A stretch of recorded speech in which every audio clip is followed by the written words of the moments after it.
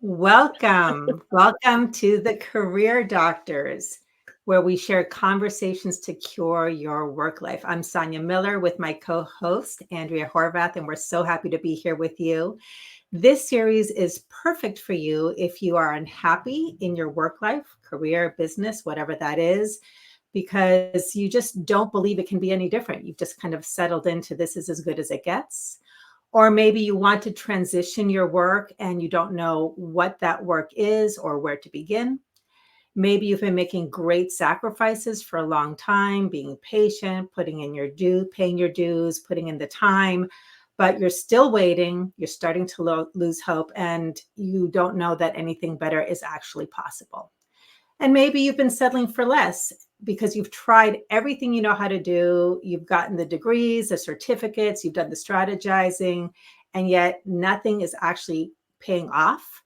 You don't know what else to do. So you just keep settling for the status quo. This is as good as it gets, but we're here to say, we've got your back and we're here to help you. So this live today, which is episode 6 of the Career Doctors, is all about trusting your intuition, the power of your intuition and your feelings, and how it actually could be the missing ingredient for the work-life fulfillment and success that you long for. So we are really excited about today's episode. Wherever you're at, whether you're new to us, you've been here before, we'd love to connect with you here in the chat. So please ask questions, post your ahas. We'll be checking in throughout the episode. And to start us off, I'd love you to just take a moment and think about your intuition. Is this something that you use to some degree and are curious about? Yeah, I want to go for it. I want to really engage this power that I have, but I don't really fully know how to trust it. Maybe you're in a situation where you don't believe in intuition, you don't have an intuition, or if you get gut feelings, you sort of ignore them. So just think about your intuition in general, okay? Especially regarding your work life. And on a scale of 1 to 10, just put in the number 10. Let's make that be, yep, I know I have a strong intuition and I'm passionate and ready to go for this and learn how to really tap into it.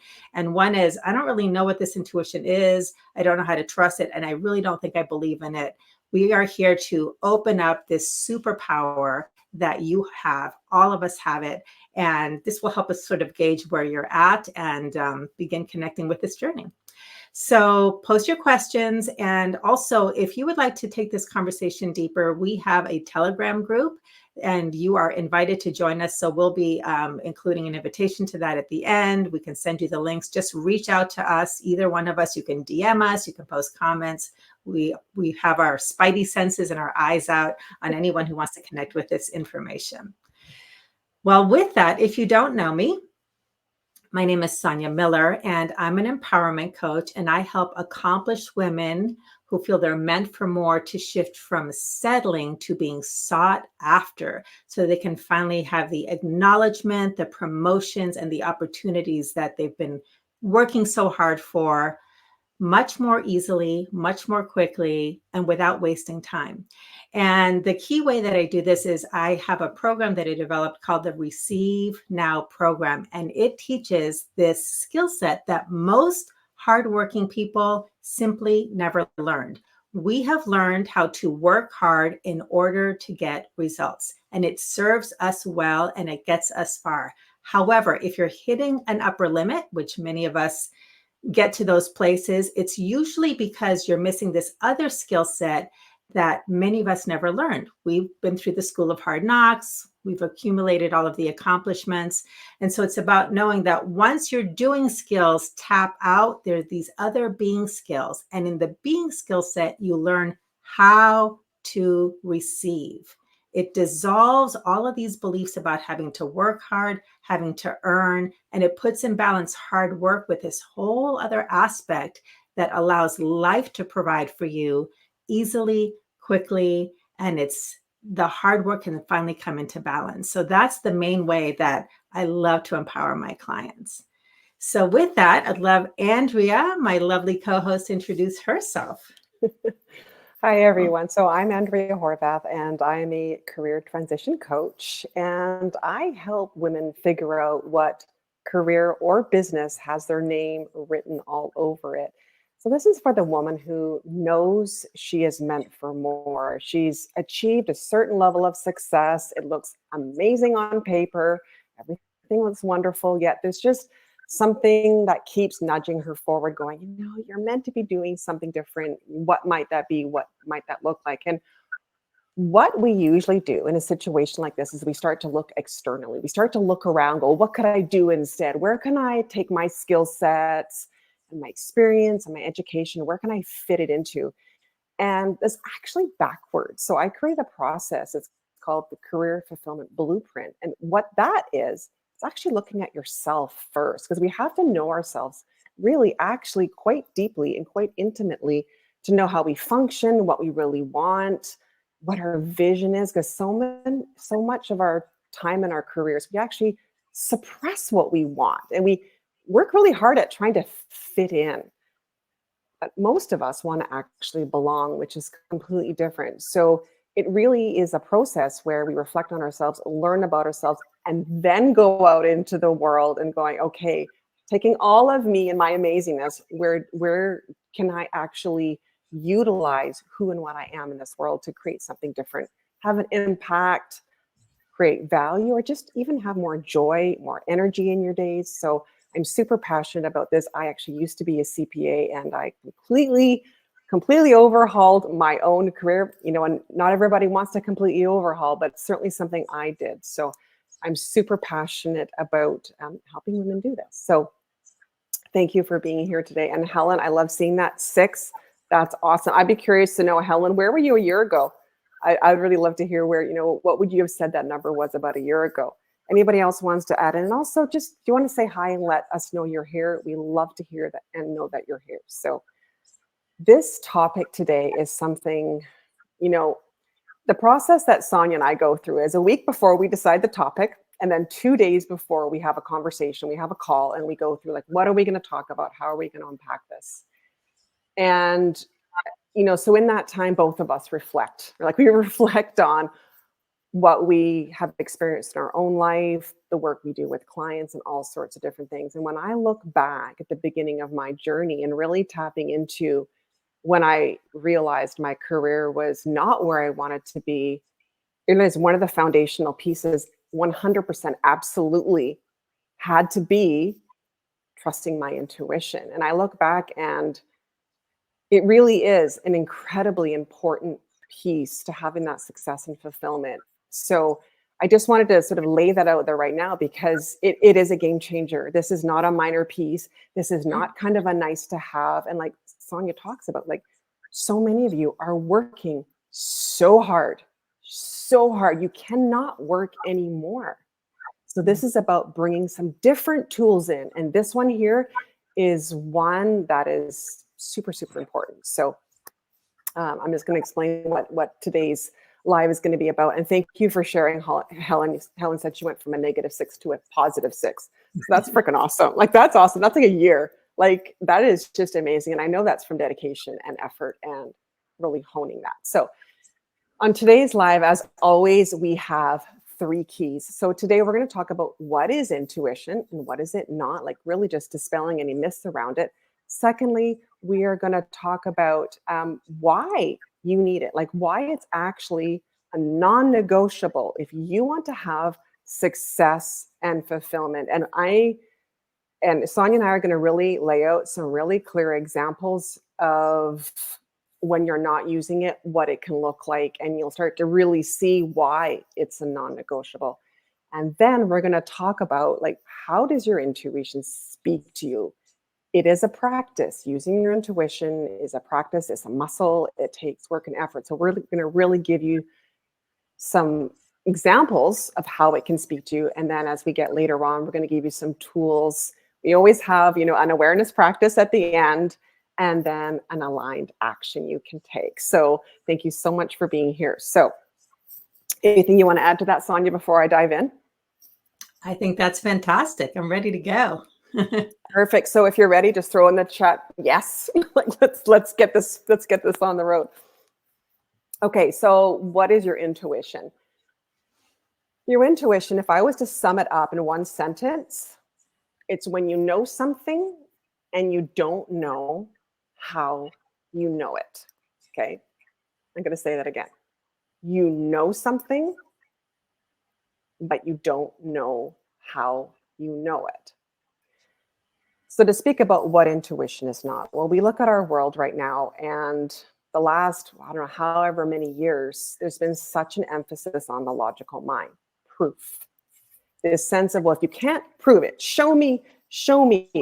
Like, I got to see it. We've got to have science backing it. We've got to have math backing it. We've got to have all this kind of things backing anything before we believe anything. And that has done us a disservice. Okay. We love logic. I mean, now Sonia and I both love logic, and it's needed. It is valuable. However, it's incomplete. There's this otherworldly out here, and there's been now, of course, science that has proven, lots about energy and the fact that we are all energy. There's lots of even science behind that. So we know now. We know there's something else out there. And for those of you who have faith, whether it's God or the universe or something, there is something else going on besides us in this tangible physical form. And it's a topic that's not often talked about, especially when it comes to our careers, because it can be seen as too woo-woo and too out there. However, it is this knowing that you can have this, like I said, it's when you know something and you don't know why you know it. So, Sonia, if you wanted to add something to that, that would be awesome.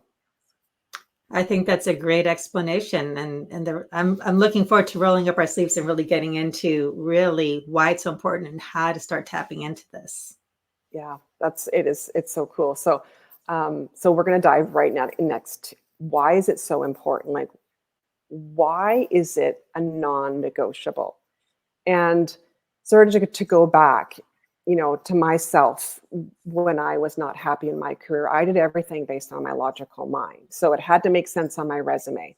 It had to make sense to everybody around me. That's where so many of us are in our careers. But what we end up doing is we end up creating careers that look good on paper, because that's what it's really, really all about a lot of the time. And we ignore this sense of intuition.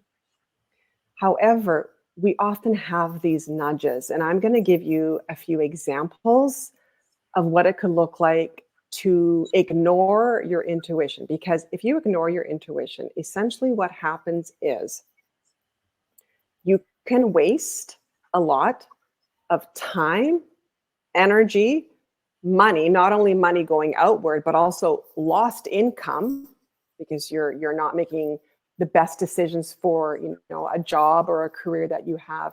You can waste a lot of time, energy, and money making the wrong decisions, because when you're tapping into your intuition and using your intuition and leveraging your intuition is really about making the best decisions for you. Your intuition is an inner guidance system. It is guiding you towards your best and highest good. So what happens is, if we ignore our intuition, we end up making decisions that really aren't the best for us. Again, they might make total sense on paper. However, they don't resonate with us, and they don't really feel good. So it really is your internal guidance system. So I'm going to give you a few examples right off the mark here of what happens when you don't listen to your intuition. These are examples that I hear a lot. And I was sharing this with Sonia just before we went live. I'll have women who hop on calls with me, and they'll say to me, I've applied on 50 jobs. I've applied on 75 jobs. And, I've gotten an interview or two, but I'm not getting anywhere. I'm exhausted. I'm worn out. Their confidence is, shot, and understandably so, right? Who wants to be applying on that many jobs and not getting anywhere? The first question I will ask once they've shared this with me is, do you want those jobs? And 9.9 times out of 10, the answer is no. So what it's really telling me, and maybe you've done this. I mean, I think we all have at some point, to be honest with you. We've applied on jobs that we don't want. Is they're applying on jobs they don't even want. So their intuition somewhere is telling them along the way, this is not for you. You don't want it. It's not resonating with you. And what they're still doing is they're applying on those jobs and spending a lot of time, energy, and effort doing that. And like I said, in the end, their confidence is taking this huge hit because they're not getting a job. However, when they listen to their intuition, when I ask them that question, it's like, no, I don't even want them. So it's irrelevant why you're not getting the interviews or not getting the offering. Who cares, right? That's just our ego, really. When it comes right down to it, you weren't listening to your intuition. So you can see in that example right there, spending a lot of time spinning your wheels, a lot of effort, a lot of energy. Another time where this can come up, I hear that, is when people go to job interviews and something feels off. That sense you've got, something feels off. You might ask a question or two, or you might not. And you end up taking the job. Why? Often because it looks good on paper, right? And then I've had women often tell me, 6 months down the later, 2 months down, the road, they realize it, what the red flag was in the interview actually happened. So you can see, you can spend a lot of time, energy, and again, wasted money by not listening to your intuition. It can also happen the flip side. Okay. So the other way this can happen is, say you're like, oh, I see a job posting and oh my gosh, I really want it. I think I would be really good at it. There's something in me that says, this is what I really want. And it's like, it lights you up and something is going, go for it, go for it, go for it. But you look at your resume, you start to tap into your mind, your mental mind, your faculties here, and you look at your resume and you go, yeah, no, I'll never get it. I'll never get it. Even though your intuition is going, go for it. You'll be great at it. And that what women often do is they actually self-remove themselves. They actually pull themselves out of the game before even applying. And so what happens in this situation is actually you don't even put yourself into opportunities that actually might be really, really good for you because you've let your mind take over. And essentially what happens a lot of the time is there's a struggle, right? Because if you're in a situation where your intuition is telling you something and your logical mind is telling you something else, there often is a struggle here. It's like this inner turmoil. This is when you lay awake at night going, my heart really wants this. My logical mind is saying no. My body's saying this. My logical mind is saying no. It creates this inner turmoil.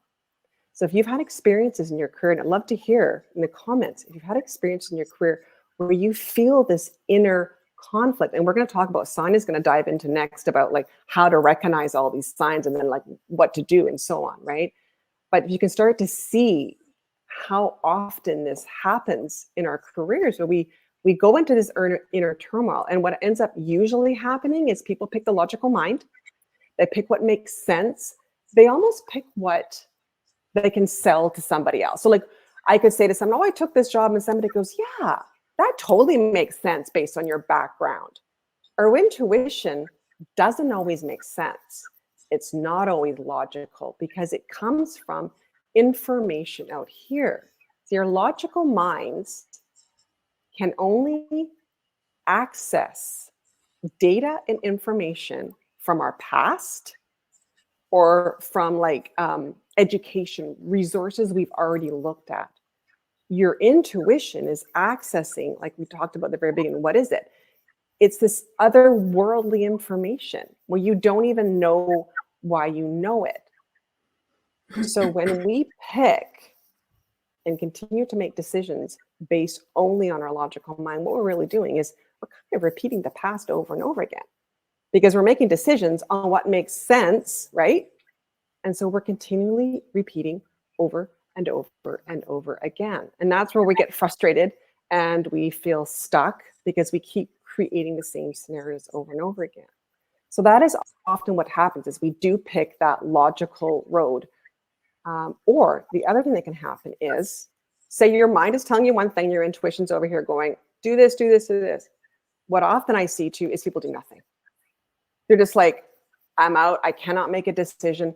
And this creates a lot of indecisions. This is what's probably keeping it. If I look at what I know I see in clients that I work with and women that come to me, where they're stuck right now is this place of complete and utter indecision.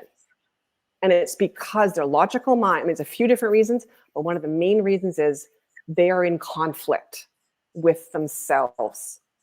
What their mind is telling them and what their intuition is telling them. What's happening is they're staying stuck. They're staying exactly where they are. And they're getting more and more exhausted. Like we talk about, continually staying in the same place, staying stuck. And this is what I know I am seeing a lot of. And I love to hear your comments on that, Sonia, but it's just this perpetual stuckness because we just can't, we're hesitant to trust this intuition, right? Mm-hmm. So yeah, lots to say on that. Lots to say. Yeah, so good. This inspired me to share a little bit about the other part of the title of this episode, which is the power of your intuition and feelings. And so, Andrea, you talked a lot about the mental conflict and the mental indecision or the stuckness about where it comes to, again, the decision making. There's this whole other piece that's really important to acknowledge is that our feelings and our intuition are very interrelated.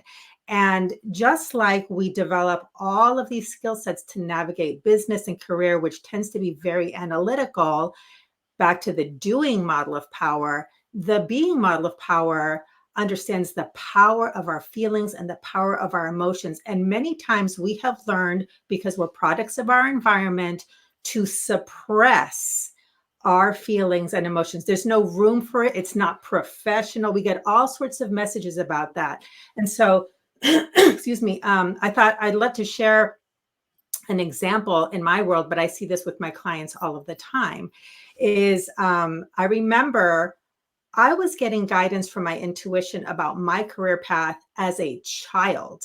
And some of those next step guidance nudges that I was receiving took me to career centers and took me to Myers-Briggs analysis and personality tests and just I was being guided in knowing myself back to episode, I think it was 2, leveraging my unique brilliance. I kept getting the same feedback no matter what assessment I took, which is leader, teacher, healer. Leader, teacher, healer, leader, teacher, counselor, over and over and over again. And so I went through years in my young adulthood, arriving at this like, that's it. That's what I'm meant for. It would, just like you said, it would light me up. It would really excite me. And then what would happen? The fear, the feeling of fear. It's like, well, I don't know what to do. And I'd have to turn my life upside down. And I don't know how I'll make money at this. Like there were all of these fears that would come. And so what would happen is I'd reach this pinnacle of awareness and then I turn my back on it and I go back to what I knew, which was very logical, financially secure, was making mom and dad happy. But as far as what brought me fulfillment, not so much. Which leads me to another point that is so important around feelings is I always like to say that your power rides on the current of your emotions.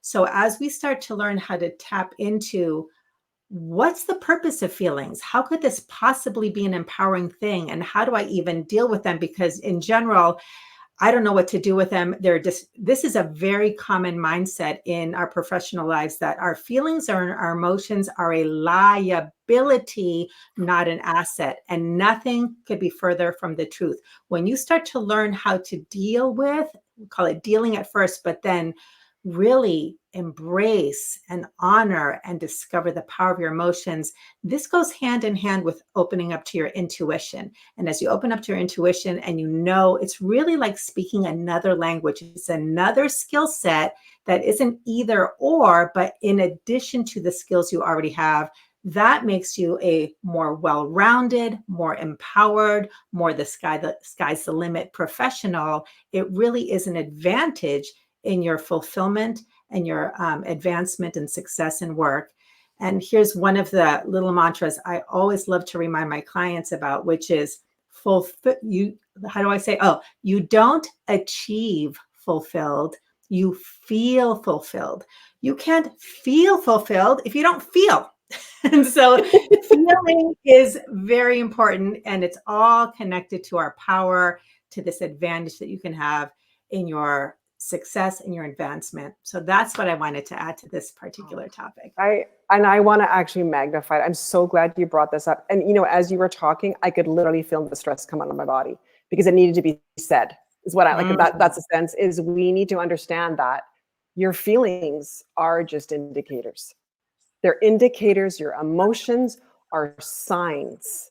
They are not this liability. And wow, is there anywhere else in our career that, like you said, it's considered a liability? We are basically told to turn it off and almost become robots. And then it is confusing, and you can understand then you have that conflict, right? It's like, well, I'm not supposed to acknowledge my feelings in my career, right? I mean, and as women, I mean, we're so much more tapped into our feelings, and I think it's really hard sometimes to just pretend that we don't have them. I mean, how many of us have cried at work?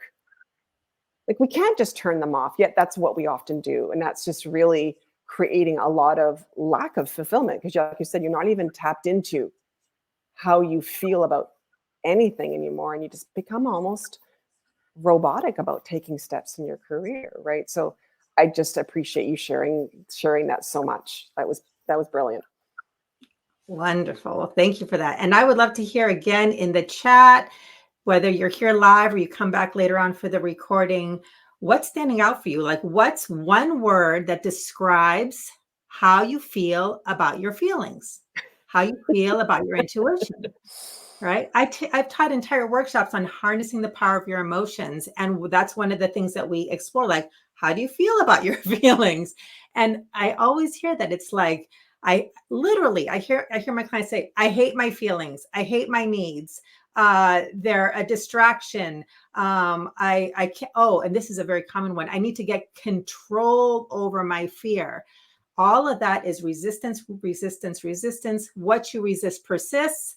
All of you becomes fixated on controlling your emotions, which drains you of your power instead of letting it be the source of what flows through you. Your emotions inform and express as power when you know how to harness it. So let's use this as the kind of segue to the next key. So this next key is how your intuition speaks to you. And maybe a subtext is how to harness the power of your intuition and your feelings. So I'd like to start with really kind of side by side, talking about the difference between your mind and your intuition, your analytical mind and your intuition. Your analytical mind helps you sort through, organize, and interface with the physical world with your 5 physical senses. So you interface with how you see, hear, taste, touch, and smell. And your analytical mind processes that. Now, your intuition interfaces with the non-physical world. And that's both the non-physical world internally within you, as well as the non-physical world externally. So in the internal world, your senses might communicate to you through your dreams, through your imagination, through your emotions and the sensations in your body.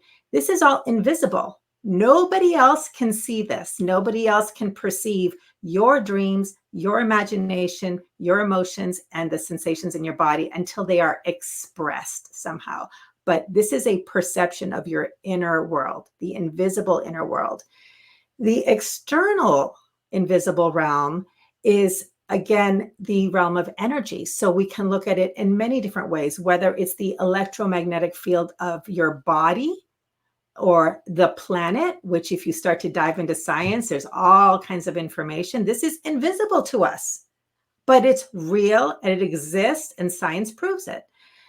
Electricity is invisible, until we see its outcome or effect as lightning in the sky, or the outcome of what electricity produces, which makes our lives wonderful, right? Just wonderfully convenient with phone and information. And I mean, my gosh, electricity makes, our modern day life possible. And it's this invisible realm, this invisible force that brilliant minds have learned how to harness and use in favor of the things that we want. All right. And then there's man-made energetic expressions like microwaves and radio waves and 5G, all invisible, right?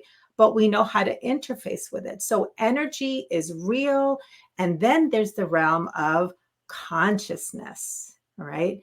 Consciousness. And this is what we start talking about, how we create our reality when we start tapping into these invisible realms. So intuition is hugely powerful. We could do a whole other show with its own episodes on this, but we'll keep it focused for today.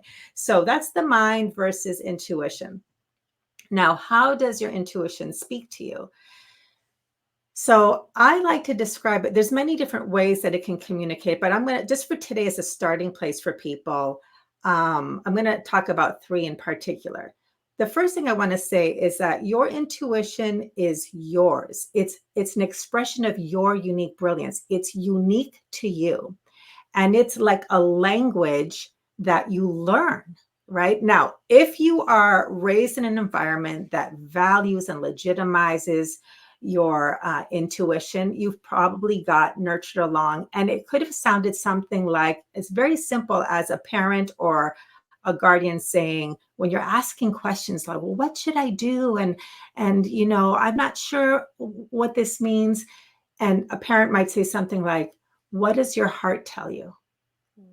That's a very simple way of tuning into your intuition. And think about your decisions with your work life. When you're considering a job, when you got an offer, when you don't know what to apply for, how often do you ask yourself, what does my mind tell me and what should I do, versus what does my heart tell me, right? Just that distinction. So many times we are just disconnected because we're trying to do the right thing. And that's what leads to indecision and worst case scenarios, besides paralysis, is anxiety, because you just can't find the right answer. And it's because there's a conflict between your heart and your mind, your feelings, your intuition, and your analysis of the situation. Excuse me. So that's one way. And if you weren't raised with this, here's some starters, okay?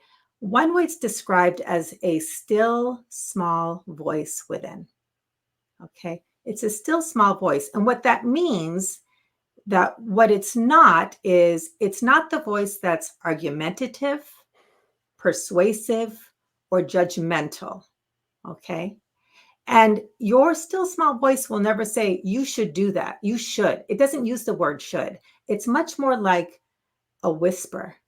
And I've described it as, it's like a little breeze that blows through, and it just comes through once. It'll tell you once, and then it's up to you if you're going to listen to it or follow it.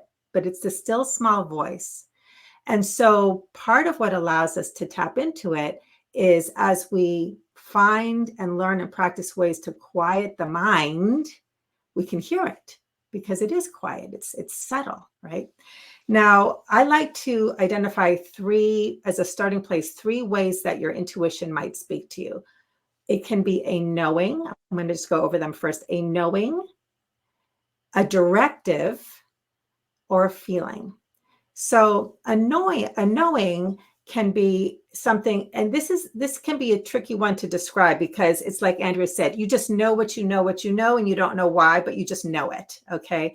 So it just appears as, and only you know what it feels like when you know something.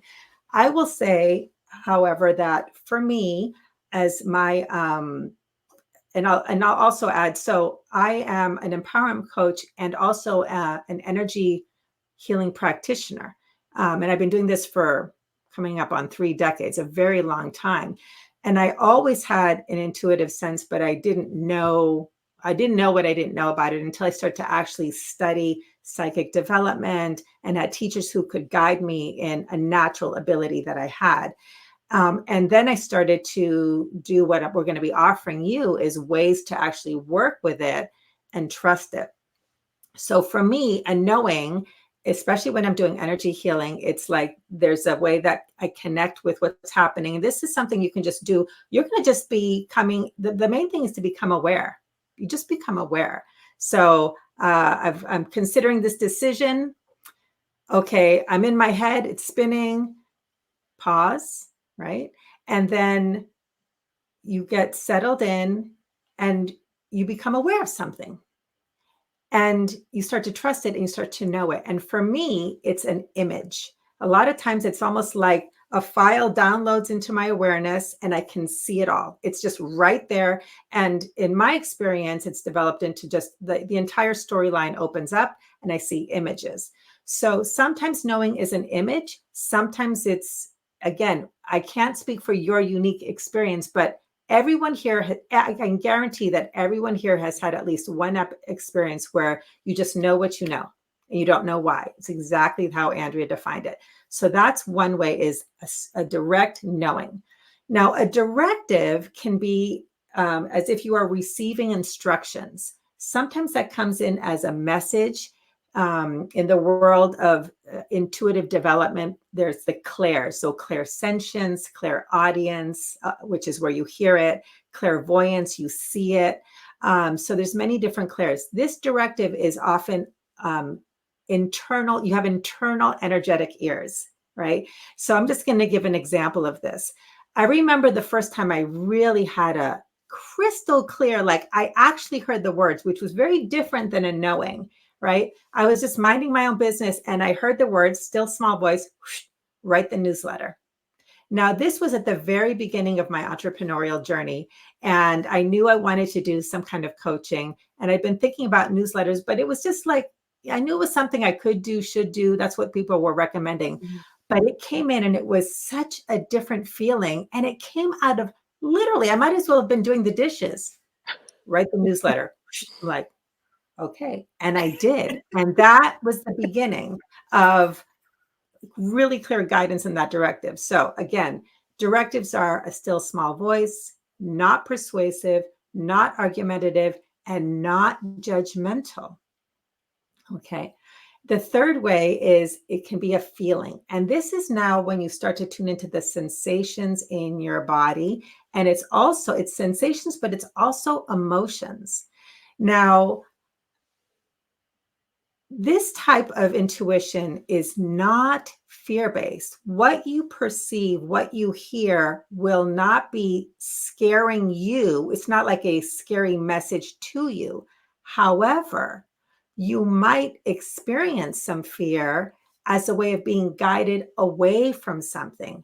Sometimes, for example, the other day, I was considering a really big decision. And in my head, it made perfect sense, right? I actually started to feel this knot in my stomach. And I was like, and it was bordering on, the more I tried to like force myself to do the thing that looked good on paper, my mind was overriding. But this knot in my stomach, it started to escalate into a little bit of panic. And for me, I've learned to really trust it instead of just like trying to override it and push through it. I knew, Sonia, you are not in alignment with this. Just pause, lean back, right? And then work with my feelings. And then once I worked with the feelings, that peace came. And so your intuition, when you start to really trust it, brings peace. It brings clarity, and knowing how to work with your feelings that sometimes come, or the sensations in your body, and trusting those and understanding that that's a language that comes from within, that will serve you well. Let me see here. So I had a couple examples. There was one more thing that escaped me. So I'm going to turn it over to you, Andrea, before we keep going, just to see what you want to contribute to this. Oh, that was brilliant. Like so much gold there. And I think what's really important, I think the really keys that I know that I had to learn, really, and a lot of it you talk about, is is your intuition is not fear-based. It's extremely like, it might just be like, don't do that. Or, I mean, how many times, and this is, something very specific to women, because I think a lot of times, um, women, we trust our intuition when it comes to more of our personal safety. Like, have you ever been walking down the street Mm. and your intuition said to you, cross the street? In that situation, would you ever question it? Like, I know I wouldn't. If I heard a little, I was walking in downtown Vancouver or something and it said, it was like, cross the street, I'd freaking cross the street. Not from a fear base, but going, I trust it. So, it's interesting how in certain areas of our life, we get these hits, we get these feelings, we get these knowings, yet in our career, we ignore them, but they don't instill fear. They do not make you afraid. And also, one thing I wanted to add is they're not usually some long, convoluted thing. Like you talked about that whisper. It will literally be, that's not the job for you. Like it's Mm. not this logical reason of why it's not going to work. It's not going to do that. It's not going to come up with this. That's your mental brain. That's your analytical mind that's starting to fill in the gaps. So if you start to get all this information, it might be your ego, because part of this is learning to discern what is your intuition and what is your ego, because there is a difference, and sometimes people can mistake the two. But the key to always remember is your intuition does not instill fear. You may not like what your intuition says, okay? So that's not saying you are going to love it. Like, I'm gonna give you an example for me. So I've shared many times I was fired. I was warned I was going to be fired. It was extremely clear to me, if you don't do this, we are letting you go without a severance. Okay? After 11 years, management, six-figure income, we are going to let you go in a drop of a hat, right? My intuition in that moment said, okay, I guess this is my time. And that's all it was. Like, that was it. Like, it wasn't like this whole story about everything. Now, it probably didn't make sense to a lot of other people why I would do that, especially being a single parent, right? So it's not like I went, oh, good, I'm going to be fired. Like, but there was an absolute sense of inner peace within me. It was this like, it actually is going to be okay. This is all right, and if I had made the decision, because there's that decision point we talk about, right? Because there is that often that analytical mind, the intuition. When you make the decision in your analytical mind and you override your intuition, that's when you do create the inner turmoil. But like I said, just because it gives you peace doesn't necessarily mean it's not going to require some work or some changes. And I think sometimes we think it's going to make everything all peachy keen and rosy. It does. Your life does have more peace, but it may require some work on your part, right? Yeah, that is so great. And I can see we got Dana and Brandy. I love that. Brandy said, makes me feel not so crazy that I have these intuitive moments. Yes, exactly. This is a really important part of harnessing the power of your intuition, is legitimizing it. And that's one of the things that we're really passionate about, is normalizing it through this conversation, but also really encouraging people to tap into this. Everyone's got this. It's a superpower only because it's not common, but it's actually just part of our power. We just don't know how to tap into it. It's not the part that's been legitimized, especially when it comes to our work life. So that was so great. And I love what you said, Andrea. That was so important about you're not always going to like what your intuition guides you towards, but that's the thing. It's guiding. It's a higher guidance. It's like the parent to the child, right? So the child doesn't always like what the parent is guiding them in, but it's for their own good. And this is back to the invisible realm of life itself, which is everything is energy, everything's connected. When we start to tap into our intuition, we then embrace that we are a part of life, not separate from life. And so much what causes us to struggle in our work life is that we feel separate from opportunities, from resources, from support, from environments that we actually want to be a part of. We don't feel like we belong, so we feel separate. Intuition, it allows us to connect with our expression as one part of all of life. And then we are operating in the flow of life. And sometimes our little ego selves won't like it, but life is always for us, even if we don't like it, even like a child. I don't like this, but it's always for us and it's guiding us to something better. It sounded like you had something else you're going to say, Yeah, Andrea. I do. I actually want to pick up on what Brandy said, because I think it's actually really important. There's something I always say, it's your intuition. It's not about having to sell it to other people. Like, that is often a distinction that I think we need to make. It's like when you can really sell something to somebody else and it's like so logical and everything, that often isn't your intuition.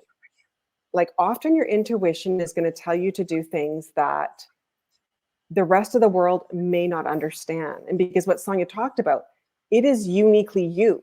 This is not for everybody else. This is your own internal guidance system.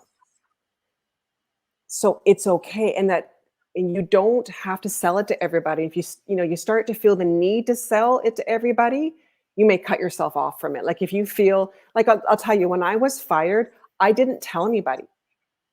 Like, I told maybe one or two people tops. Like, that's it, because I was following my intuition. And I know that if I had told other people, they would have projected their fear all over me, but they're not me. Right. And when we feel we need to start justifying following our intuition, that's a slippery slope. And that can get you, so when you do cut off your intuition, you're like, this is too hard. And, goes a hole down the rabbit hole, which you won't go about, people pleasing and, trying to fit in and all these things we do, right? Because that's kind of how we're socialized. We're socialized to fit in. We're socialized to, especially as women, right? We want that community and everything else, right? And so then that's often when we tamper down our intuition, because it's not easy to sell. That's the best way I can put it. Great point. Great point. So with that, let's move on to, I wanted to give everyone some tips about how to begin exploring your intuition, or actually take it to the next level if you've already been tapped into your intuition. And then we'll go into the awareness practice and the aligned action. So I really want to go back to this idea of a guidance system. So when we use our GPS, when we use our, iPhone or whatever to navigate our way through the city, we literally just see what's the next turn. And that's how your intuition works. It's an inner guidance system. It's your inner GPS. And so it won't be logical. It won't make sense sometimes. Sometimes you'll get a vision of the big picture, but you still don't know how to get there. And your guidance system will always, not always, but most of the time, will just give you the next step and the next, like write the newsletter. I didn't know what that was going to lead to, right? Or pick up the phone, right? Or email somebody, right? Or don't do that. You won't know why, but if you just stay open, you'll get the next step and the next step. So that's one tip, is just know that these hunches, these sensations, these knowings, these messages are simply your next step. It's your inner GPS. So that's the first tip. The second one is, take this on as you like, with an attitude of curiosity and experimentation. All right. That's the best energy to take on, to play with this, get curious. You will not figure this out with your mind. Okay. This is not something that you solve or understand. This is something that lives within you, that you open up to. All right. Open up to. And it really is like learning a new language, right? So you just expose yourself. When little children who learn a language, they're just exposed to it. They're open to it.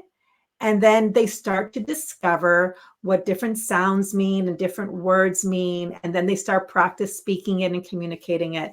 So take on that attitude. Another very common thing that happens for people who start to experiment and explore their intuition is, as you do, I hear this all the time, and I even received this in my first development class, was you're going to say to yourself, I must be making this up. I'm just making this up. Okay. So forewarned, okay, is going to allow you to reframe that. All right. If you hear that voice, I invite you to just trust it. Just for fun, what if I just trust this? What if I actually trust this and this isn't my imagination? That's a really helpful tip to keep staying open rather than putting the kibosh on it, right? Think of this also as a language you're learning. And what I discovered is that through both training and my own experimentation is a lot of times, so sometimes you'll get a really clear directive and it's logical. It's like, do this or don't do this. But other times your intuition speaks in images and symbols. And especially if they're symbols, like for example, you keep seeing a dragonfly everywhere. Like, why do I keep seeing a dragonfly? I remember this period where I saw literally frogs and frog symbols like 3 times in one day. I did not know what that meant. So when you don't know what these symbols mean, and yes, a frog could mean some sort of something for your work life, believe it or not, or a hummingbird, that it's all energy, it's all life communicating to you. It's all around us if we become aware, if we're willing to start tuning into that aspect of information. So again, just be curious. Let the symbols be there. Let yourself not know, and just know that you're learning a language, and you will be guided. You'll be guided in the learning process. Excuse me. And again, finally, like any skill, it takes practice. So let it take practice, let it take time, let it unfold. You'll be guided. And if you want to learn more, you'll be guided in how to do that in your next step. So those are some tips to begin. And then moving on to the awareness practice that we came up with together. We hope you like it. It's really fun. And what I'd like you to start with actually is to validate that you already have great intuition. And this is the way we're going to offer it to you is take on this contemplation exercise. Think about situations in the past where you had a gut feeling, your spidey senses were telling you something, you had a hunch, but you ignored it. Okay. And because you ignored it, something happened that it unfolded in a way that in retrospect, you realize, you know what? I actually did hear a little voice that told me something and I just turned away from it. I just like pushed it away. All right. That tells you that you actually have intuition that's working for you and you have an opportunity to start actually listening to it. Also think about in the past where you had a hunch, a spidey sense, something, and you actually trusted it and it actually guided you in a positive direction. Like you followed it for some, and maybe it was more in your personal life, not your professional life. So you start there, or maybe it was, in a situation where you were doing something fun, or maybe with your family, and you said, "Let's go here. Let's be spontaneous," and it ended up being a wonderful thing. So think about situations in the past in both scenarios, because that's going to start to show you, you know what, I do have an intuitive sense. And it's not so much about how do I develop it, but how do I listen to it and how do I trust it? That's really what the opportunity is. This will help validate that you've already got that available to you and you can then grow it and develop it even more. So that's the awareness practice. And then as far as an aligned action is start practicing, okay? And we really recommend that you start with little things where there's virtually nothing at stake, okay? Instead of like, oh my gosh, I've got this really big job situation I've got to make a decision about, or I don't know what to do. There's a lot of pressure and a lot at stake for that. So start with the little things. For example, what would be the best thing for dinner tonight? Just be quiet. And instead of like, trying to like figure something out, I got to make something fast, or, just ask what would be the best thing. All right. What would feel really good? A lot of us don't make decisions about our eating or our meals by what feels good. It's what we should eat, right? Or what we shouldn't eat. That's a disconnect. That's a whole other topic and not about work, but food and eating and meal planning, just try it on. What would feel good, right? Another one might be, all right, I could do anything today. I've got the day open, or I've got this chunk of time. How should I use my time? And we might have this to-do list. We might have tasks. We might have things that we should do. And you might still choose those things, but ask yourself maybe a different question, which would be, what would be the most joyful thing to do? I got 3 hours. What would be fun? Or what would be the best use of my time? And you get really quiet.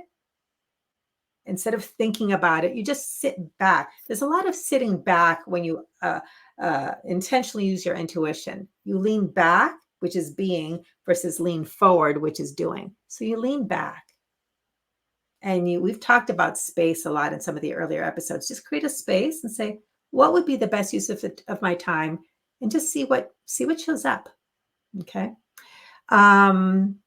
So remember, trust what you receive, acknowledge it, experiment, and then we encourage you as part of this action to journal. Really journal about it. You might also, you've heard of people maybe keeping a journal by their bedside when they're for their dreams. Write down your dreams. That's another way you can experiment. So that's our awareness practice and the aligned action. Is there anything you wanted to add to that, Andrea? Yeah, there's just one little point, and I hope our Wi-Fi was okay. I was just checking my Wi-Fi was giving me a warning signal, so I hope it's still coming through. Okay. Um, the one little thing, and that was just so rich with information. You know, honestly, Sonia, I feel like we could do like a whole course on this because it is so robust. There's a lot to this. The one thing I just wanted to add was that you may never know or understand why your intuition told you something. You may never know. And so I've been driving where it's like, take that turn, take that route, change your route. It could simply be because there was an accident the other way. And so again, it's, sometimes our logical mind can go, well, my intuition doesn't do anything. Like, I don't know why I just was told to do that. So we can just sort of like write it off. You may never know. You may never know what life was saving you from. And I think we want that proof all the time of why our intuition told us something. So just to kind of know that might come up for you, you're going and discrediting yourself because you don't ever have proof, but you don't need proof. And this is this balance between this physical, tangible world and this other world up here. There's a level of trust that really is inherent in this whole thing. So that was the only thing I wanted to add in. So that's great. Any questions before we wrap it up? And again, we're going to be in our Telegram group. So please, if you want to join us, we'd love to have you there. Welcome to ask questions there, and you just share what your intuition is telling you. And really, so much of this process is the more we talk about it, like how Sonia said, the more we normalize it, and we all just start doing it, life becomes a lot easier. It becomes a lot easier. And that's, I think, one of the big messages here. It's like, it just becomes so much easier when you listen to your intuition. Like, it's tricky at first. And I kind of want to say that too, because it can be challenging. If you're not used to listening to your intuition, it can feel really awkward. It can feel really uncomfortable. Like, what am I doing? Like, what am I doing? However, keeping committed to it, and that trust does get built. It's like a muscle. The more you use it, the stronger it's going to get. And you will find like life, it flows easier. Like, you just have overall less hiccups in life, less drama. Like, there's just less chaos. There's a sense of inner peace. It's just, there's a flow that comes with this that you can't always see when you're at the beginning of this journey. So, as two people who have been on this journey for a long time, just know it gets so much easier, and life just gets so much easier. So that was kind of the bow I wanted to just kind of wanted to wrap on top of that. And if there aren't any questions, I'll just do a quick wrap up and just say thank you all. Again, our Telegram group is available. And so next week, we're always excited about what we do. We're going to be talking all about money. Okay. And the title of this one is Get Over Your Money Shit. There is so much shame, and there's so much stuff around money. We give our power to it, and we use it to make all our decisions. And we just want to talk about it. And we want to just debunk some myths about money that are keeping people stuck, keeping them stagnant. We're allowing money to rule our life in so many ways. And don't get us wrong, Sonia and I both love money. This is not about making money bad. It's just understanding that there's a lot of garbage out there when it comes to money. So we really want you to get over your money shit. That's going to be what we're going to dive into next week. But of course, the details we'll be sharing. So again, connect with us, join us in our Telegram group, and just thank you so much for being here.